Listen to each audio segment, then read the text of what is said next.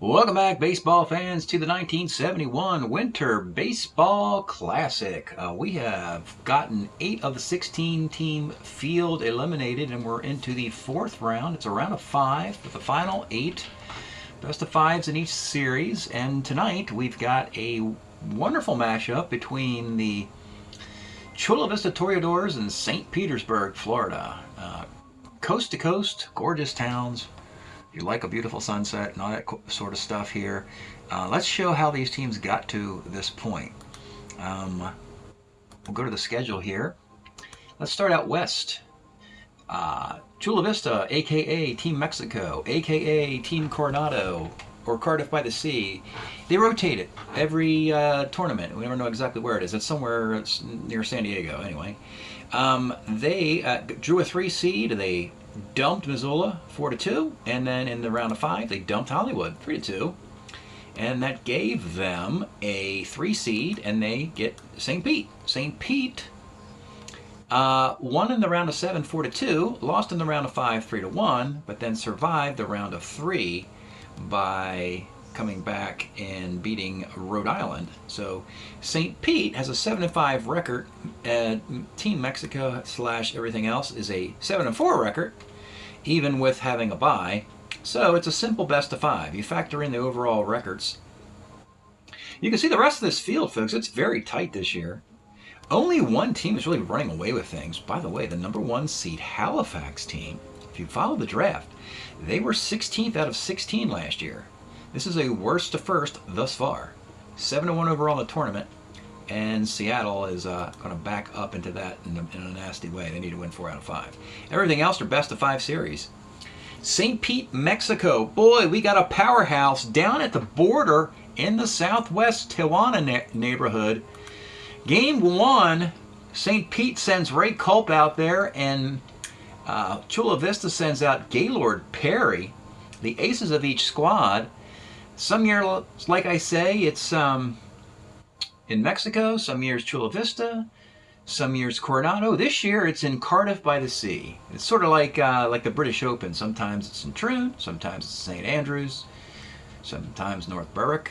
But yeah, here's lovely Cardiff by the Sea with a surfer. This surfer's got to get out of the way because they're going to put down some bases and get a game going. But this surfer he'll be gone by the time we start hitting ground balls. But they're going to put the baseball stadium right in the surf here.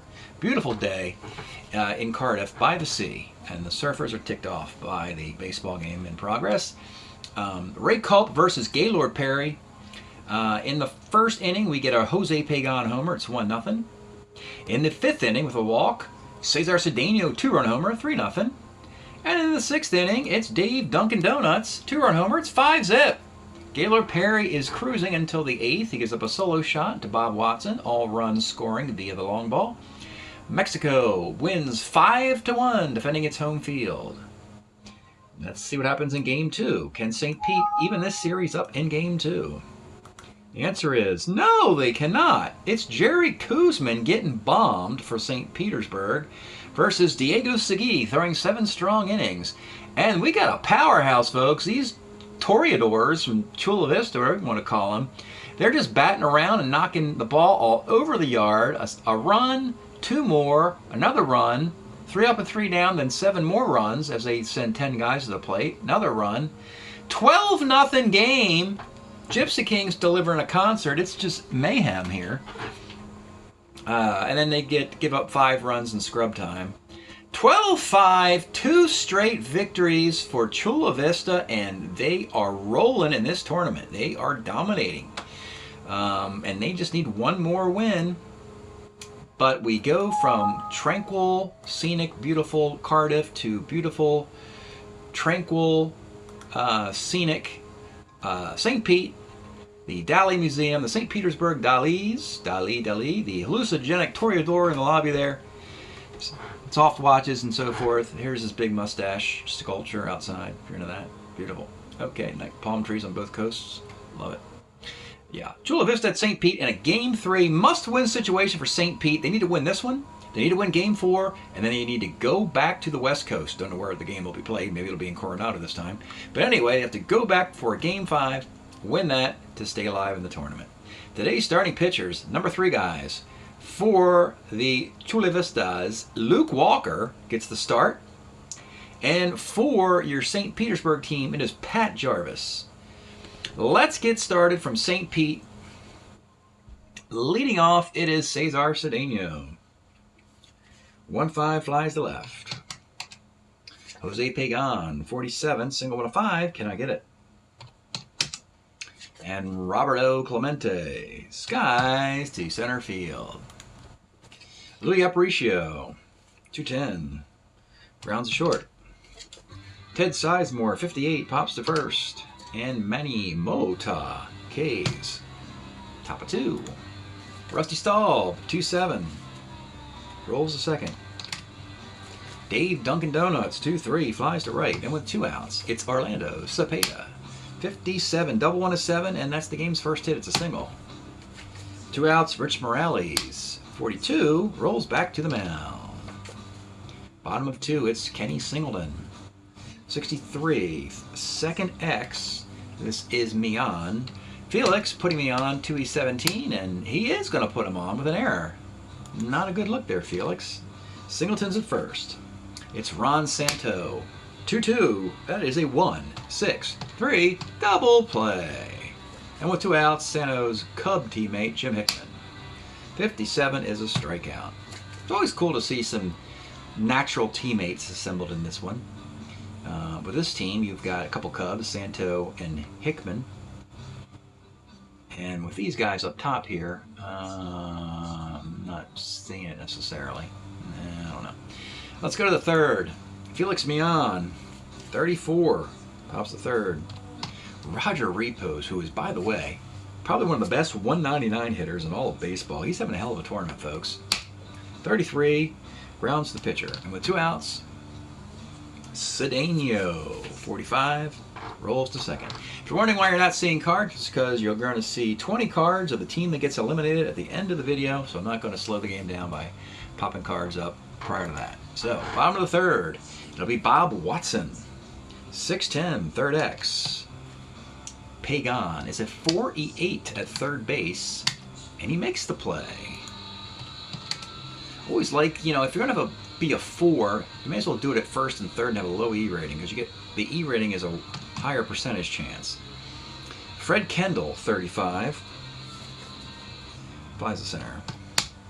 And Chico Simone, 63, second X. Again, here is our boy Mian, 2E17. This time a single off of him. So he blew the perfect game with an error in the second, and he blows the no-no with a single in the third. 2E17 second baseman, very surprising. Aparicio with a runner on first and 2 outs. 49 off Walker is a roller to second base. Luke Walker does not care. He does not let it bother him. We're scoreless. In the 4th inning, Jose Pagan, 57, double 1 of 7's a base hit. Roberto Clemente, 1-9 is a base hit for the Hall of Famer, 341 hitter. Base hit in the center field. Pagan will hold a second. 2 on, nobody out, and it's Rusty Staub. 2-4 flies to center. Dave Duncan, 311, short B. Fielder's choice. You got runners in the corners, 2 outs for Orlando Cepeda. 55, flies to center field. Pat Jarvis hanging in there. No score in this game. Bottom of 4th inning, it's Ted Sizemore. 2-6 rolls to third. Manny Mota, 1-6. Double 1 of 12's a base hit. Ken Singleton, 3-6 is a K. And with 2 outs, it's Ron Santo. 2-5 rolls to third. Scoreless game after a couple high-scoring ones. Into the 5th we go. Rich Morales, 57, is again, we hit it for the 3rd time in this game. Double 1 of 7, single dot dot, it's a single again. D Steeler not going anywhere. Felix putting me on, having a bad day in the field, but at the plate, it's a base hit this time, left field. Morales, an 11 runner, will hold at second. And suddenly, the visitors have something going on in the 5th. Roger Repos, 2-9 is unfortunately for him a 4-6-3 double play. Whoops, so much for that hot torn he was having. Runner at third, 2 outs for Cedeno. 110 is a roller to short. Pat Jarvis, 4 singles in the last couple frames, but he hasn't let him hurt him. Hasn't hurt St. Pete.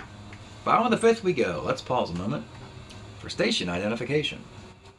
This is the Shrimp Trawler video channel. Este es el canal de videos de camaroneros.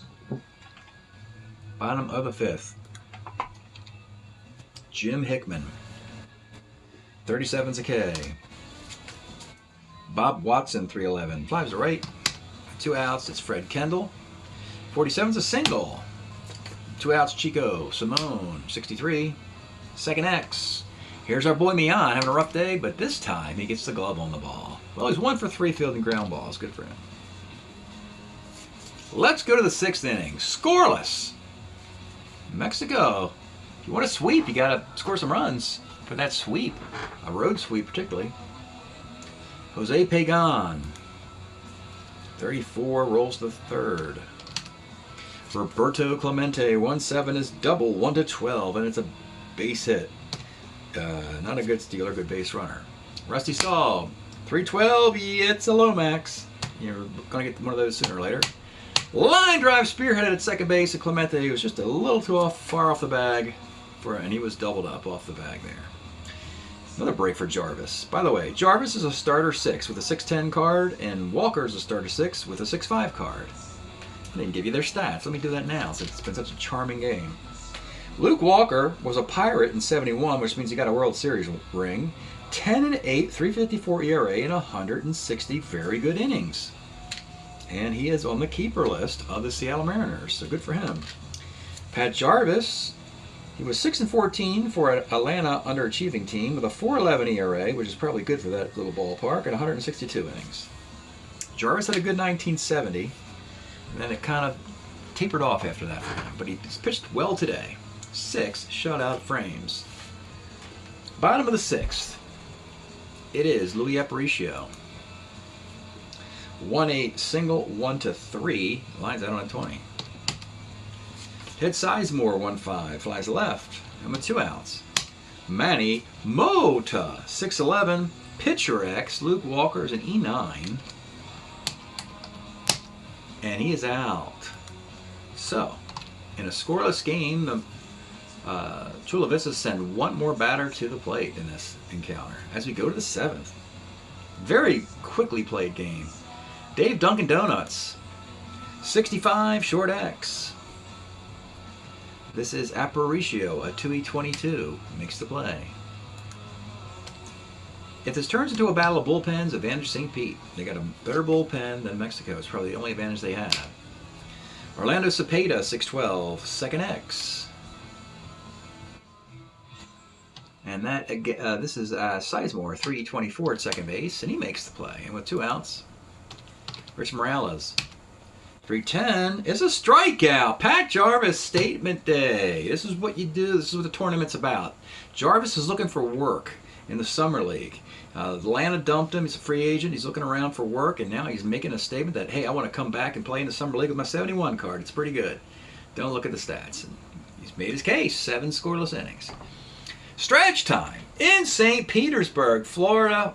What a beautiful day it's been, and we are enjoying listening to the Painful LP by Yo La Tengo, 1993. Little more recent music here than mostly we've used in the background for the baseball games. Yeah, Yo La Tengo, one of their better records in 93, featuring Big Day Coming, Nowhere Near, Whole of a Law. Yeah, great LP. Sudden Organ's another good one. Good stuff from, I think, Georgia and Ira. I think. I can't remember. I might be ruining that. Anyway, bottom of the 7th, Luke Walker. He has thrown 6 scoreless innings, giving up just 3 singles. We do not have an extra base hit in this game. Leading off in the bottom of the 7th, it will be Ken Singleton. 62, rolls to first. Ron Santo, 1-8, and he reaches via the walk. His teammate, Jim Hickman. 1-9, and Hickman delivers a single to left field. Santo, a 10 runner, will hold there at second base. So Walker is a batter away from breaking, and they're going to push him as far as they can because their bullpen is bad. 2 on, 1 out, and it's Bob Watson. They need you. Come here, Mr. Watson. 2, 4, and yes, that is your 6, 4, 3 double play. And St. Pete just shoots themselves in the foot, trying to get a win. They can't even get a run. And Pat Jarvis goes right back out there in the 8th. My goodness. Felix Mian. 2-4, ground ball to short. Ladies and gentlemen, Team Mexico was hitting 330 something as a team before today. And today they met their match. Roger Repos. 35 is a walk. Cesar Cedeno. 39 is a base hit into right field. Repos with 1 out. Does he go coast to coast? He's a good base runner. Another check in the box for him. 1-14 runner with 1 out. Singleton's got a +1 arm. He's going to try and go coast to coast in a scoreless game. And he makes it. So runners on the corners. Cedeno's being held. They're going to bring the infield up for Jose Pagan. 5-12 for Pagan is a fly ball to right field C. It's too shallow. He cannot tag up. So the runners are still in the corners, but you have to still hold Cedeno on base. And you have to deal with Roberto Clemente. Yeoman work for Pat Jarvis. Roberto Clemente, runners on the corners, 2 outs in the top of the 8th inning. And here is the pitch. 2-4 Clemente, nice. Guys to center field. It's deep, but it's also 2 outs. And once again, Jarvis puts a couple guys on and gets out of it. Walker will have to go out in the bottom of the 8th. 2 base runners will break him. It's Fred Kendall. 2-10 for Fred as a base hit. Number 9 hitter, Chico Simone. 49, second C. You got a runner in scoring position. A slow-footed Kendall, 10 runner. Back up top with Louis Aparicio. 46 for Aparicio is single 1-2-6 off the Walker card, but Louis delivers a single on a 4. Hits a 1-6 shot, and it breaks Walker, and oh boy, this is bad news. So, broken pitcher, but you know what? You got runners on the corners with 1 out and Sizemore. Is this an instance where a broken starter is better than a, well, maybe it's not. Now we'll go Tom Dukes. Tom Dukes will come on in the 8th inning. With runners on the corners, the pitcher was broken, and he's also a righty who gets righties out. We got 2 righties here, Sizemore, Moda. So that's what we're going to do. We're going to bring the infield up. Similar situation in both frames here, right? Pagan and Clemente, 2 righties, got out against Jarvis. Same situation in the bottom part of the frame. Now we're bringing in Tom Dukes, a righty, to face 2 righties, Sizemore and Moda. So, Ted Sizemore. A bunter could squeeze here. Oh, that would be pretty wild, wouldn't it? I love the squeeze. First and third, 1 out. That's when I do it. But this pitcher's so bad. We're going to hit away. Ted Sizemore's going to swing away with the infield up. 47, Sizemore strikes out. And with 2 outs, it's Manny Mota. 38, Mota grounds to short. These teams are futile today. We have 1, 2, 3, 4, 5, 6, 7, 8, 9, 10, 11, 12, 13, 14, 15, 16 base runners. Nobody scored. We go to the 9th.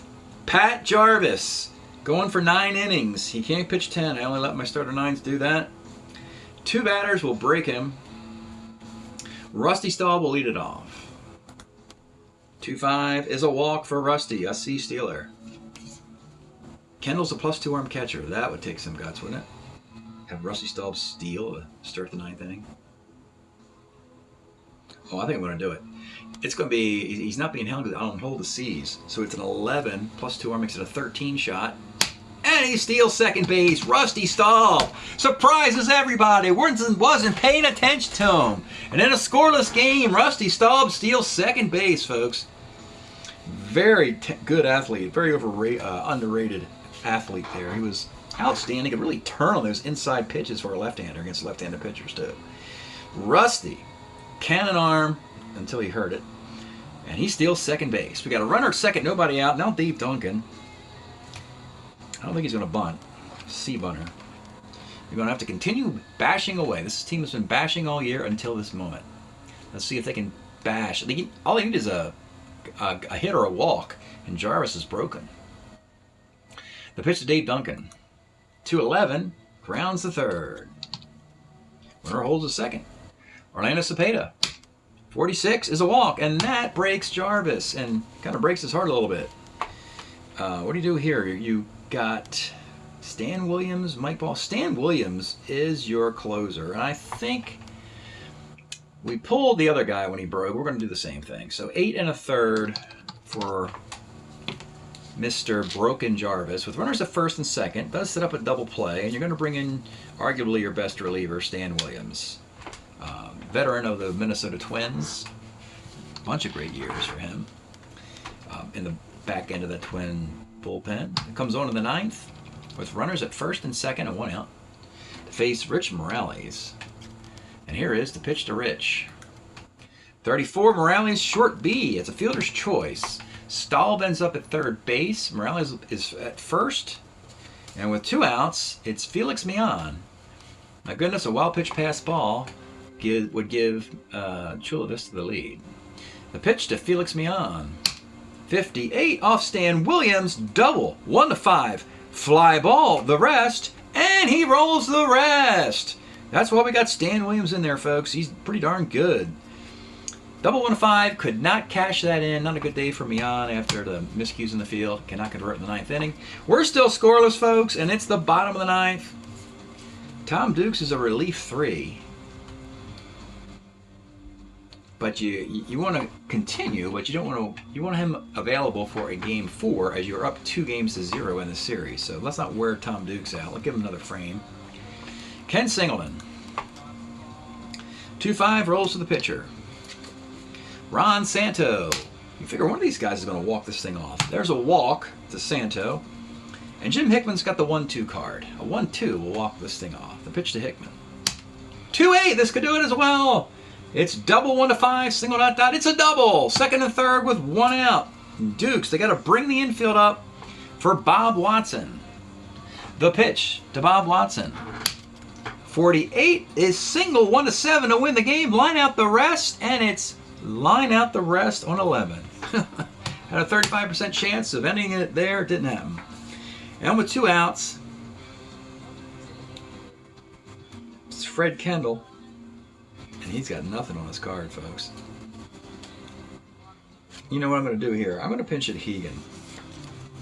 He's a first baseman, and the reason is because if you bring in your lefty, I don't really mind. Let's get Dukes out of here now, too. So both teams will make a move. They'll put Ed Herman in as a catcher. I was going to pinch hit Ed Herman, but he can't hit lefties. And I figured as soon as you do the pinch hit, Kendall's got nothing against righties. As soon as you do the pinch hit, you know that a lefty's coming in. And this team is pretty bad. They're going to bring in Bob Veal, though. Bob Veal's actually a nameless card in that Strat-O-Matic's first edition. They didn't print his stats, but he had some innings in 71. So we are using him with a nameless card, the 410 template, in the 9th. Bob Veal to Mike Hegan with second and third and 2 outs. Here's the pitch to Mike Hegan. 1-4, and he misses it and grounds to second base. Okay. Got a new first baseman. Hegan will stick around. You need a catcher. I'm going to go right to Ed Herman. Well, I have to go to Ed Herman and bring him in for either Simone or Watson.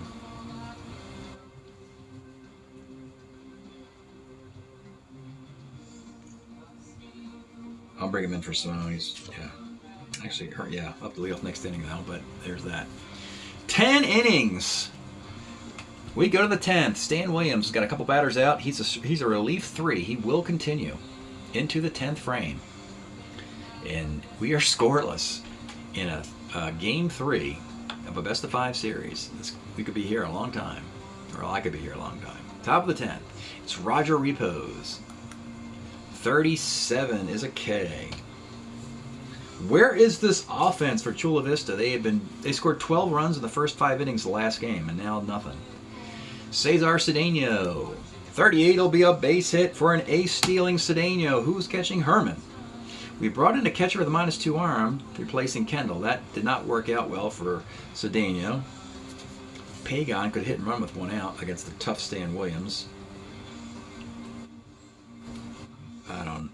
Yes, every time I do that, then I regret it. So no, I'm going to swing away with Pagan.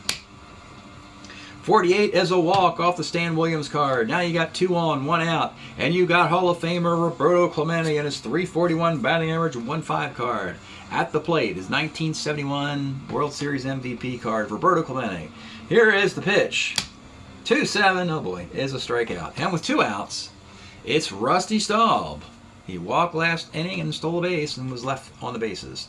The pitch to Rusty Staub. 111 is a roller to first. Well, we got drama, folks. Scoreless game. Bottom of the 10th inning. Veal will continue. Herman has to lead off as a lefty who doesn't hit lefties very well.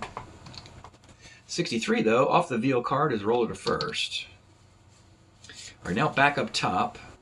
And then we started with a left-handed pitcher, Luke Walker, and Veal's a lefty, so most of the rest of this lineup will stay the same. Louis Aparicio. 37 is a fly ball to left, and with 2 outs, it's Ted Sizemore. 68 is a base hit. D-Stealer. With 2 outs, runner at first for Manny Mota. 610 is catcher's card, and Duncan's still catching, but he's an E16. He's a 2E16 catcher. Need an error here. They don't get it. Do not get the error. Oh boy. So we go to the 11th inning. Stan Williams was pitched an inning and 2/3, and Veal was pitched an inning and a third. We go to the 11th. Williams continues. It'll be a Dave Duncan. 2-6 is a strikeout. Orlando Cepeda, 44, center X. This is Hickman's in center. Oh boy, a 4E4 in center field. But he makes the grab. On the parenthesis means the X. On his good E rating made the grab there. Good for him. And with 2 outs, it's Rich Morales. 5-10! Off the Stan Williams card. Homer 1/19, and it's gone! Rich Morales. They give him power. A homer won a 6 chance on 6. 2 homers, 185 at-bats for the White Sox. Stan Williams has a homer 19 on his 10 roll, and that is a solo shot. It is 1-0. And with 2 outs, it's Mian. 67 for Mian is a strikeout. Buckle up, folks. Hope for 0 or 2 runs. Hope this is the last inning. It's 1-0. In the bottom of the 11th inning, Bob Veal is a relief 3, his breaking inning. Singleton, Santo, and Hickman. I wish Marcelino Lopez is really awful, as is Al Santorini. So this is a clinching moment. We're just going to use our clinching guy, Veal and Dukes, and and if this game goes more extra innings than this, then they're going to need Wayne Simpson to throw a complete game in Game 4. But anyway, 1-0 in the bottom of the 11th. Veal will finish this thing off one way or the other. It'll be Ken Singleton leading it off. 2-3 for Singleton is a roller to short. Ron Santo had 21 homers with the Cubs in 71. Could use one of those right here with the 210 card. The pitch to Ron Santo. 1-9 is going to be a walk. And your tie runs at first. And here is Jim Hickman, teammate of Santo with the Cubs. Had 19 of those bombs in 71. Has the 1-2 card. 1-2 walks it off. So does a 2-8. Runner at first, 1 out. The pitch to Jim Hickman. 1-9, that's going to be on base. It's a base hit in the left field. Santo is a 10 runner, so he will not get thrown out on the bases here. 2 on, 1 out. And it's Bob Watson. Playing back, hoping for a double play. The pitch to Bob Watson. 39 is a fly ball to left, B question mark. That could have been a sac fly attempt had I sent Santo running to third. But you don't do that because he's only a 10 runner and Reedpost had a -1 arm anyway. So it's all up to Mike Hegan. 2 on, 2 outs in the bottom of the 11th inning. Mike Hegan, Veal will finish this inning regardless. Win or lose. If they tie it up, they'll go to a different pitcher in the following inning. Mike Hegan to from Bob Veal in the bottom of the 11th with 2 on and 2 outs. Here is the pitch to Mike Hegan. He has the 1 5-10 card. 68 off of Veal is a single to right field. And Santa may have to run now. Of course he's got to. It's going to be difficult. He's a 10, 11, 12. Clemente's in right field with a -5 arm. Oh my God, they put the brakes on him. Oh, he's a little ticked off, but did you see the throw, folks? You just can't run off Clemente. I don't care what the odds are. It's -5. It's almost like the spirit of the game says you just don't run off Clemente. I can't do it. The bases are loaded. All you need is a pass ball or a walk to tie this thing. And it's easy Ed Herman. What a horrible way to lose the season, as Santo did not advance on a single or a sac fly attempt. And he's stuck at third. Hickman's at second. Hegan's at first. And Ed Herman is the batter against Bob Veal. Here is the pitch. He needs a 2 5-10 for a bases loaded walk. Here's the pitch to Ed Herman. 2-8 is the bases loaded walk, and we're tied. Santo scores anyway. It's 1-1. St. Petersburg has survived. And it's Louis Aparicio, our chance to win this thing. Please, Louis, win the thing. End this thing. Bases loaded, 2 outs. Louis Aparicio versus Bob Veal. Here's the pitch.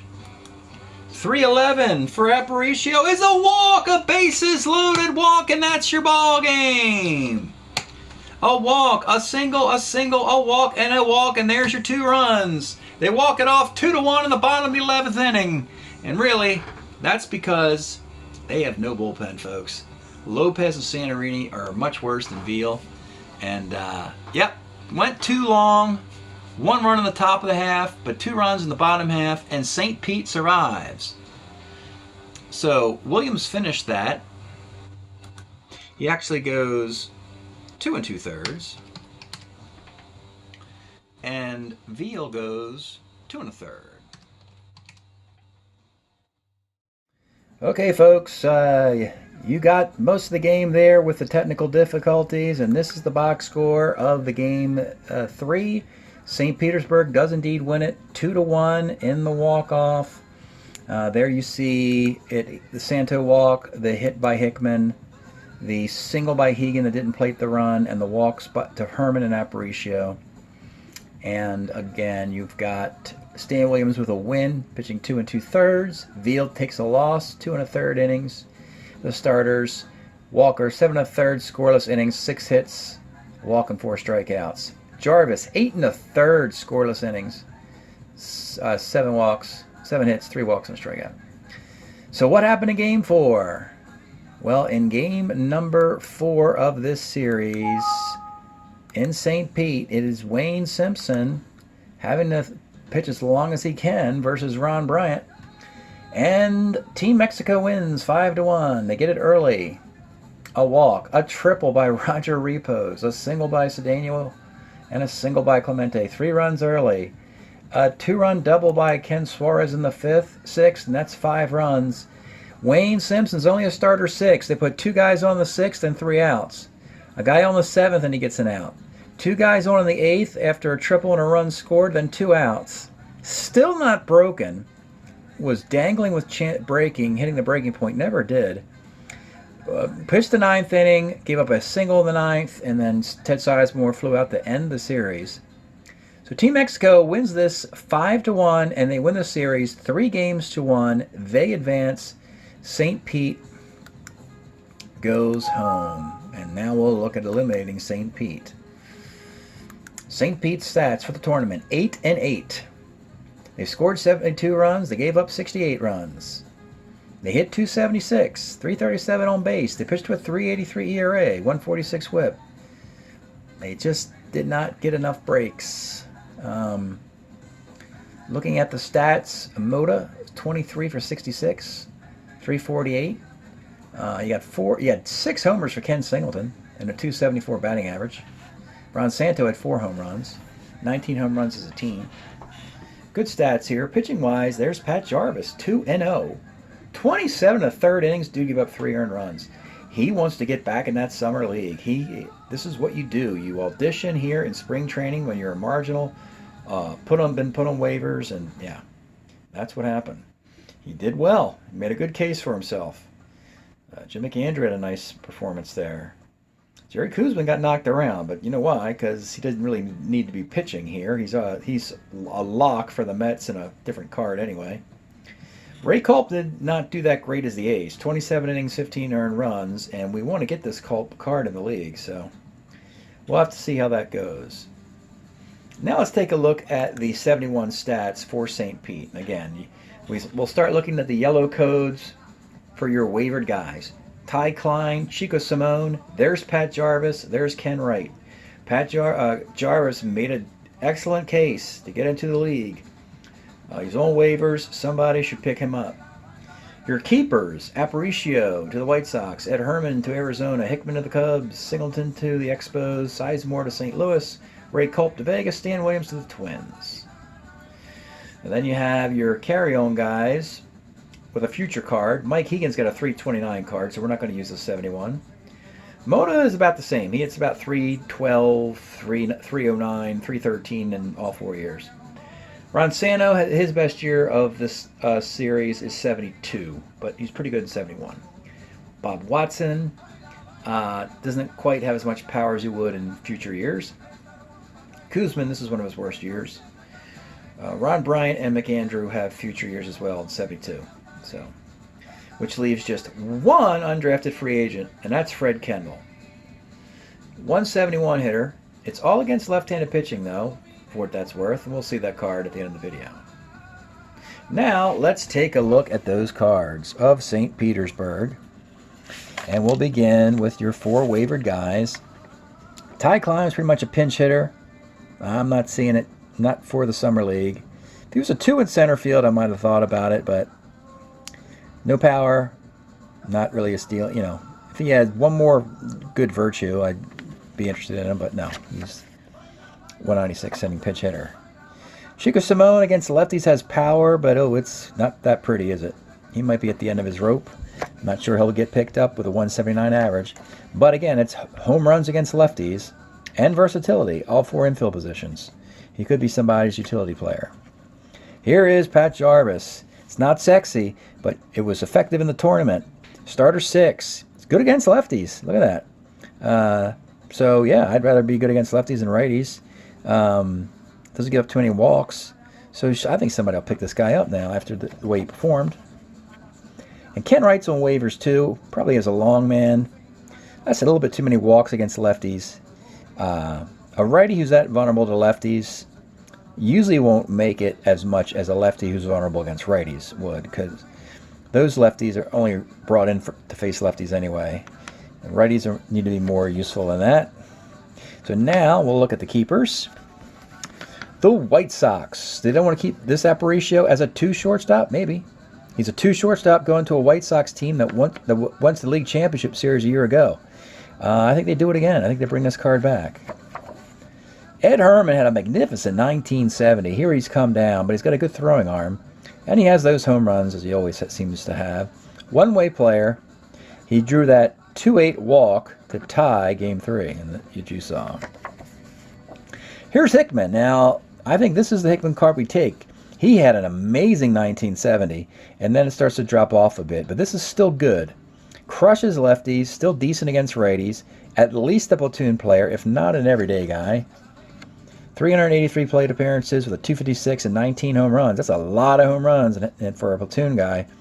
So this Hickman card, the Cubs will pick up.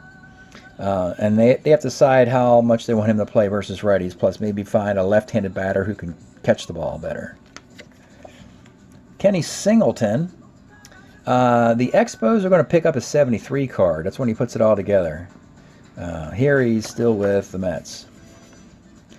Ted Sizemore was traded from the Dodgers to the Cardinals, and they got to figure out which Sizemore they want. I would get a better defensive one. This one's a 3E 34? 324 at second base. He's okay. All right, this Ray Culp might be the last good year for him with the Red Sox. 361 ERA on 3 days rest. He is on an expansion team, Las Vegas. So because of that, he didn't pitch good in the tournament, but he's still a good pitcher. Very good pitcher. So I think this card makes it. I don't think he gets better than this, and he's getting very old. Stan Williams, this might be his last good year with the Twins in 71. His ERA climbs to 4.15. He's not that great, but he's still good enough to get a bullpen job for those Twins. Now you got the guys who already have a card. Hegan's got a 329 card, so we don't need this one. Manny Mota has a card just like this with similar defense. It's always this way. He's got always has the 1-5-10 card with no homers on it. Sano has a better batting average with all these home runs in 72. Same kind of defense. Bob Watson, very similar card with more power in the future. This is not a good Kuzman card for the Mets. 6-11, 304, doesn't pitch on 3 days rest. So that's the one outlier here you don't want. Ron Bryant, he's got 2 good future years. He wins 24 games, either 73 or 74, but he's even better in 72. Here he's 379. We're not going to use this. Nice McAndrew card here in 71 and in 72. 2 back-to-back good years. He's got a 2.80 ERA in 72. Here he's 4.40. That's a very pessimistic 4.40. I like this card. Well, I don't need it. I mean, I got a better card for him, but I would take this one. As a righty, you can get some lefties out. Mike Paul as a starter 7 for Texas with a better card than this. Don't like this card. And last but not least, you have the only UDFA here, Fred Kendall. You would have to call this guy a catcher versus lefties. Unfortunately, his power is versus righties. And he doesn't hit righties, doesn't hit lefties really, and he can't play catcher first and third, and he almost has a column of hits here. So he is he's on the peripheral. He's standing on the sidelines, waiting for all the catchers to be selected in the draft, going, "Pick me, pick me." I hit 171. So we'll see about if Kendall makes it in the summer league. That's it tonight. St. Petersburg. We have now eliminated most of the field. 9 teams down, 7 remain in the Winter Baseball Classic. Thanks for checking it out, and we'll see you next time.